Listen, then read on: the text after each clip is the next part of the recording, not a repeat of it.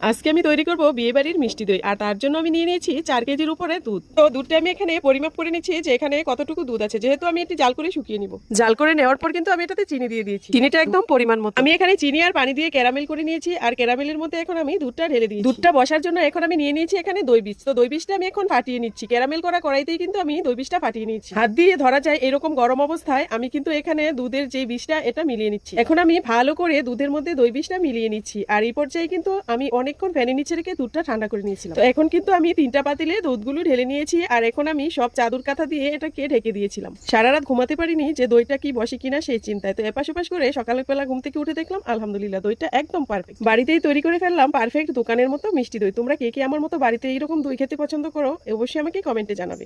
দইটা কিন্তু আমি ফ্রিজে রাখি না, তারপরেও কিন্তু দইটা মাশাআল্লাহ অনেক সুন্দর হয়েছে। তোমরাও কিন্তু চাইলে আমার মতো করে তৈরি করে নিতে পারো বিয়ে বাড়ির মতো পারফেক্ট মিষ্টি দই। তো